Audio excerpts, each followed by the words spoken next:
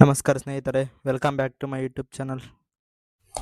ಇಂದಿನ ವಿಡಿಯೋದಲ್ಲಿ ದಾವಣಗೆರೆ ಜಿಲ್ಲೆಯ ನಮ್ಮ ಚನ್ನಗಿರಿ ಪಟ್ಟಣದ ಪಶ್ಚಿಮ ಭಾಗದಲ್ಲಿರುವ ಐತಿಹಾಸಿಕ ಚನ್ನಗಿರಿ ಕೋಟೆಯ ಸಂಪೂರ್ಣ ಇತಿಹಾಸ ಮತ್ತು ಅದರ ವೈಶಿಷ್ಟ್ಯಗಳು, ರಾಣಿ ಚೆನ್ನಮ್ಮನ ಸಂಪರ್ಕ ಮತ್ತು ಬೇಟೆ ರಂಗನಾಥ ಸ್ವಾಮಿ ದೇವಸ್ಥಾನ ಹಾಗೂ ಕೋಟೆ ಇಂದಿನ ಸ್ಥಿತಿಯ ಬಗ್ಗೆ ತಿಳಿದುಕೊಳ್ಳೋಣ ಬನ್ನಿ. ಇತಿಹಾಸದ ಪ್ರಕಾರ ಈ ಪ್ರದೇಶವನ್ನು ಪ್ರಾಚೀನ ಕಾಲದಲ್ಲಿ ಅಸಂಡಿ ನಾಡು ಎಂದು ಕರೆಯಲಾಗುತ್ತಿತ್ತು. ನಂತರ ಗಂಗರು, ಕಲ್ಯಾಣ ಚಾಲುಕ್ಯರು, ಹೊಳಂಬರು, ಉಚ್ಚಂಗಿ ಪಾಂಡ್ಯರು ಸೇರಿದಂತೆ ಹಲವು ರಾಜವಂಶ ಆಳ್ವಿಕೆಗೆ ಒಳಪಟ್ಟಿತ್ತು. 17ನೇ ಶತಮಾನದಲ್ಲಿ ಈ ಪ್ರದೇಶವು ಕೆಳದಿ ನಾಯಕರು ಆಳ್ವಿಕೆಗೆ ಬಂದಿತ್ತು. ರಾಣಿ ಚೆನ್ನಮ್ಮಾಜಿಯ ಕಾಲದಲ್ಲಿ ಈ ಕೋಟೆಗೆ ಹೆಚ್ಚಿನ ಅಭಿವೃದ್ಧಿ ದೊರೆತಿತ್ತು. ಅವರ ಹೆಸರಿನಿಂದಲೇ ಈ ಊರಿಗೆ ಚನ್ನಗಿರಿ ಎಂಬ ಹೆಸರು ಬಂದಿತೆಂದು ಸ್ಥಳೀಯರ ಪರಂಪರೆ ಹೇಳುತ್ತದೆ.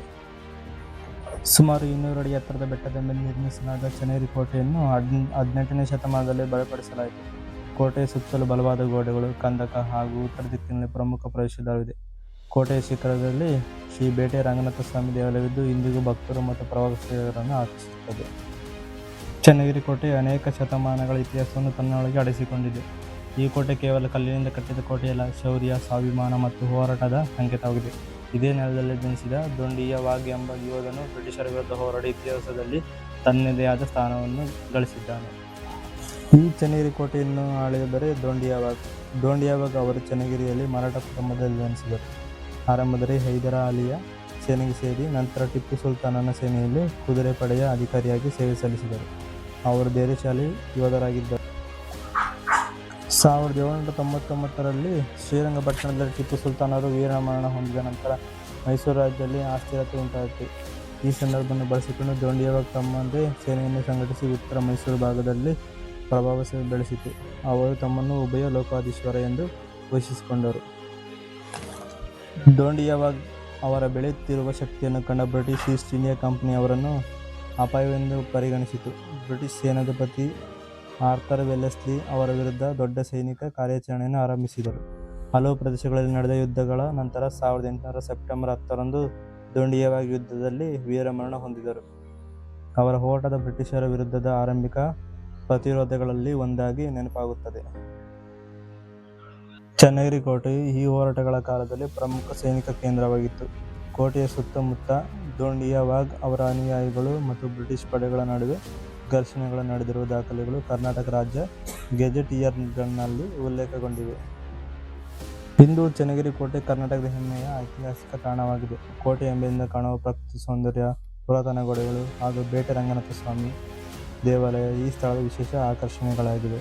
ಇಲ್ಲಿಗೆ ಭೇಟಿ ನೀಡಿದರೆ ಇತಿಹಾಸವೇ ನಮ್ಮ ಕಣ್ಣ ಮುಂದೆ ಜೀವಂತವಾಗಿರುತ್ತದೆ. ಮೇಲ್ಭಾಗದಲ್ಲಿ ಇರುವ ಪ್ರಮುಖ ಆಕರ್ಷಣೆಯ ಬೇಟೆ ರಂಗನಾಥ ಸ್ವಾಮಿ ದೇವಸ್ಥಾನ. ಇಲ್ಲಿನ ಶ್ರೀ ಮಹಾವಿಷ್ಣು ಮೂರ್ತಿ ವಿಶಿಷ್ಟ ಶೈಲಿಯಲ್ಲಿದ್ದು ಚಕ್ರ, ಶಂಖ ಹಾಗೂ ಇತರ ಆಯುಧಗಳನ್ನು ಧರಿಸಿರುವ ರೂಪದಲ್ಲಿದೆ.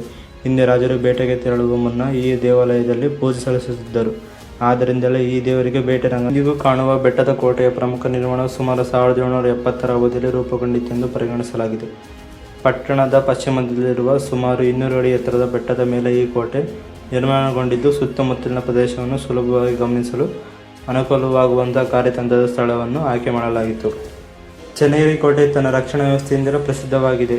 2 ಬಲಿಷ್ಠ ಕೋಟೆ ಗೋಡೆಗಳು, ಸುತ್ತಲೂ ಕಂದಕ, ಉತ್ತರ ದಿಕ್ಕಿನ ಮುಖ್ಯ ಪ್ರವೇಶದ್ವಾರ, 7 ಬುರುಜುಗಳು, 2 ಕಾವಲು ಗೋಪುರಗಳು, ಮಳೆ ನೀರು ಸಂಗ್ರಹಿಸುವ ದೊಡ್ಡ ತಗ್ಗು, ಬಂಡೆಯನ್ನು ಕೊರೆದು ನಿರ್ಮಿಸಿದ ಮೆಟ್ಟಿಲುಗಳಿರುವ ನೀರಿನ ಕೊಳ, ಈ ಎಲ್ಲ ವ್ಯವಸ್ಥೆಗಳು ಶತ್ರುಗಳಿಂದ ಕೋಟೆಯನ್ನು ರಕ್ಷಿಸಲು ನಿರ್ಮಿಸಲಾಗಿದ್ದವು.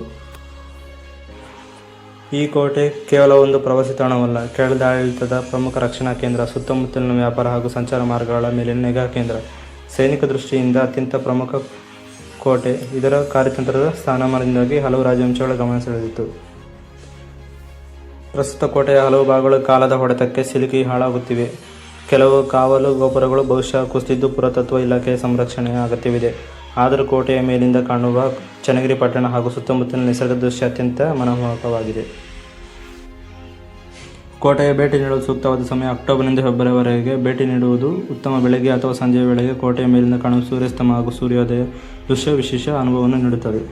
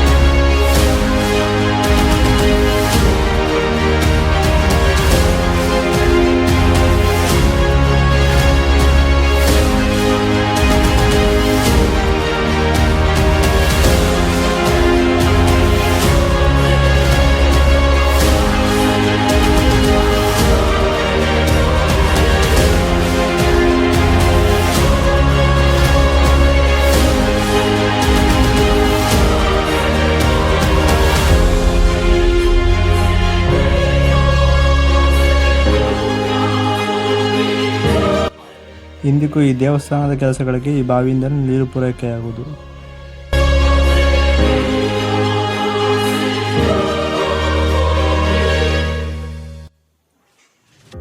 ರಂಗನಾಥ ಸ್ವಾಮಿ ದೇವಾಲಯದ ದಕ್ಷಿಣ ಪಶ್ಚಿಮ ಭಾಗದಲ್ಲಿ ಭೂತಪ್ಪ ದೇವರಿಗೆ ಸಮರ್ಪಿತವಾದ ಸಣ್ಣ ದೇವಾಲಯವಿದೆ. ಇಲ್ಲಿನ ಮೂರ್ತಿಯ ನಾಲಿಗೆ ಹೊರಚಾಚಿದ ರೀತಿಯಲ್ಲಿರುವುದು ವಿಶೇಷವಾಗಿದೆ.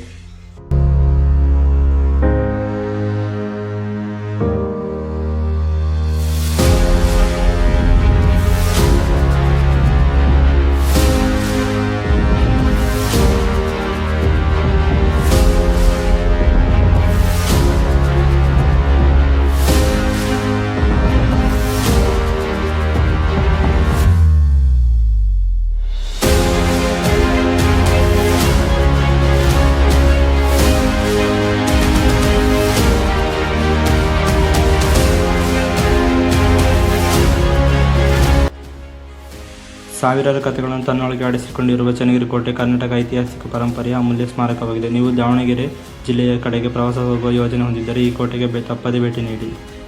ವಿಡಿಯೋ ಇಷ್ಟವಾದರೆ ಲೈಕ್ ಮಾಡಿ, ಶೇರ್ ಮಾಡಿ, ನಮ್ಮ ಚಾನಲ್ಗೆ ಸಬ್ಸ್ಕ್ರೈಬ್ ಮಾಡಿ. ಮುಂದಿನ ವಿಡಿಯೋದಲ್ಲಿ ಮತ್ತೊಂದು ಐತಿಹಾಸಿಕ ಸ್ಥಳದೊಂದಿಗೆ ಭೇಟಿ ನೀಡೋಣ. ಧನ್ಯವಾದಗಳು.